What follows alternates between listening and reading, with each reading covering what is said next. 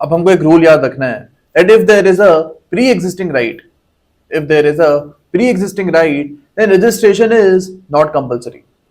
Then registration is not compulsory.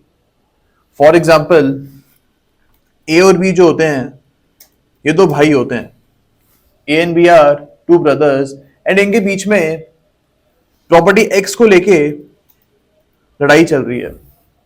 जो property X है, this is an ancestral property. इसके ऊपर A एंड B के जो एंसेस्टर्स थे पहले उनका राइट था. अब आगे जाके A और B के बीच में कॉम्प्रोमाइज हो जाता है एंड डिसाइड होता है that A will keep 60% of the property and B will keep 40% of the property.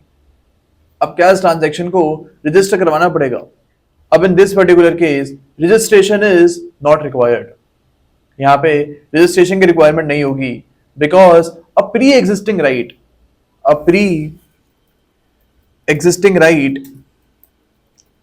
was accrued in the favor of A and B.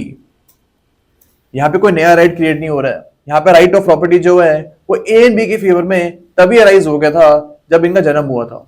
Bye birth they had a right in this property and that is why इस transaction की registration नहीं करवानी पड़ेगी.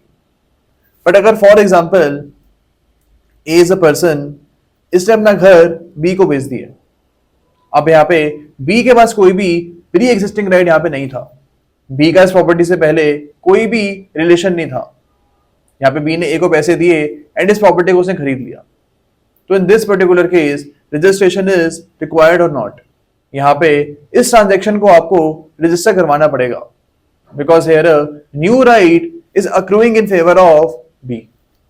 B के favour में एक नया right accrue हो रहा है एंड दैट इज वाई यहां पर रजिस्ट्रेशन की रिक्वायरमेंट होगी.